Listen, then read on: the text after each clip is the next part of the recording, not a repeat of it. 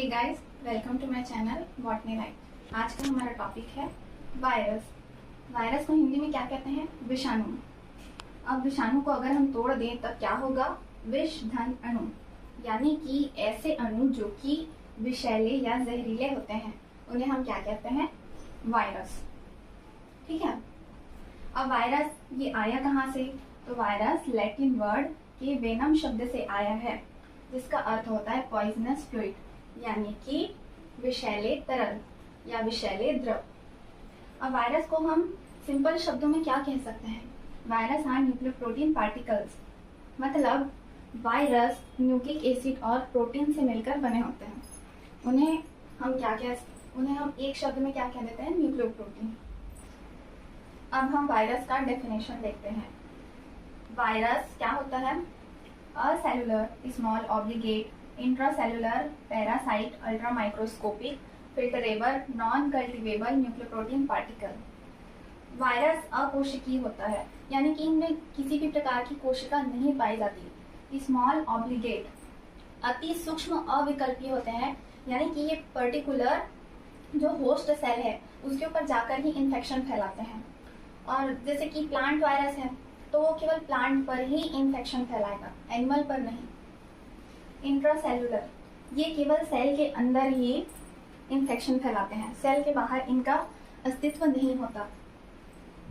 Ultra microscopic, इसे केवल electron microscope की सहायता से ही देखा जा सकता है। फिल्टरेबल, ये बैक्टीरियल फिल्टर पेपर को भी पार कर जाते हैं। नॉन कल्टिवेबल, जैसे कि बैक्टीरिया और फंजाई को कल्टीवेट किया जा सकता है, उन्हें संवर्धन माध्यम में उगाया जा सकता है, लेकिन वायरस को हम कल्टीवेट नहीं कर सकते। और न्यूक्लियोप्रोटीन पार्टिकल, यानी कि न्यूक्लिक एसिड और प्रोटीन से मिलकर बने होते हैं। वायरस की खोज डमिट्री इवानोव्स्की ने 1892 में की। मोज़ेक रोग से ग्रसित तंबाकू की पत्तियों के रस को अगर हेल्दी प्लांट में हम संरोपित कराते हैं तब जो हेल्दी प्लांट है वो भी इन्फेक्टेड हो जाता है। इस प्रकार ऐसा कहा जा सकता है कि जो टोबैको प्लांट का जो मोज़ेक डिसीज है वो एक प्लांट से दूसरे प्लांट में ट्रांसफर होता है। ये जो टोबैको मोज़ेक वायरस है एक प्लांट वायरस है, इसके बारे में हम आगे स्टडी करेंगे। उसके बाद आए हमारे बीजेरिंग 1898 में, इन्होंने इनकी पुष्टि की।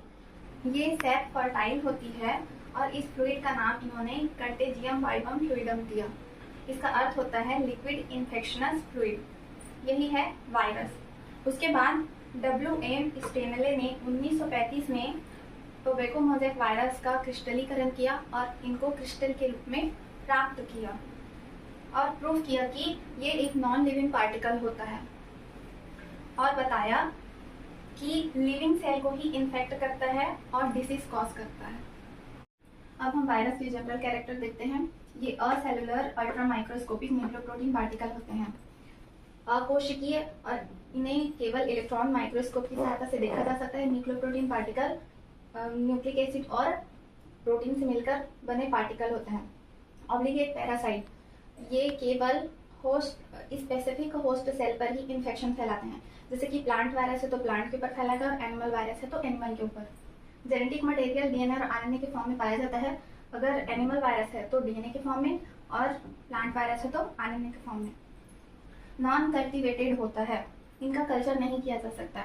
जैसे कि बैक्टीरिया या फंजाई का हम कल्चर कर सकते हैं, लेकिन इनका वायरस का कल्चर नहीं किया जा सकता। पैथोजेनिक होते हैं, ये संक्रमण फैलाते हैं। एग्जाम्पल फॉर स्मॉल पॉक्स और पोलियो वायरस। वायरस की स्टडी को वायरोलॉजी के नाम से जाना जाता है। अब इनका विस्तार कैसे होता है? एनिमल में ब्लड के माध्यम से और प्लांट में फ्लोएम के माध्यम से। ये थर्मोलिएबल होते हैं, इन पर तापक्रम का कोई प्रभाव नहीं पड़ता। इनका क्रिस्टलाइजेशन किया जा सकता है, इनको क्रिस्टल या रवे के रूप में प्राप्त किया जा सकता है। होस्ट स्पेसिफिसिटी पाई जाती है, ये केवल स्पेसिफिक होस्ट पर ही इन्फेक्शन फैलाते हैं। फिल्ट्रेट होते हैं, बैक्टीरियल फिल्टर पेपर को ये पार कर जाते हैं क्योंकि ये बहुत ही छोटे और सूक्ष्म होते हैं। इनका मल्टीप्लिकेशन होस्ट सेल के अंदर होता है, होस्ट सेल के बाहर ये सक्रिय नहीं पाए जाते। इनमें प्रोटोप्लाज्म, सेल ऑर्गेनेल्स और एंजाइम का अभाव होता है। और लास्ट में बोनस पॉइंट, आप में से किसी को पता है कि ये जब हम कोई सा भी वर्ड लेते हैं, जैसे कि वेनम शब्द लिया वायरस के लिए, तो लैटिन वर्ड या उसका उद्भव ग्रीक वर्ड, इससे ऐसे अक्सर सुनते हैं। आप लोग को पता है कि क्यों लिया जाता है? क्योंकि ये डेड लैंग्वेज होती है, यानी कि समय के साथ इनमें परिवर्तन नहीं होता, इसलिए लैटिन वर्ड या ग्रीक वर्ड इन सब का प्रयोग किया जाता है, इसलिए कि ये प्राचीन भाषाएं हैं।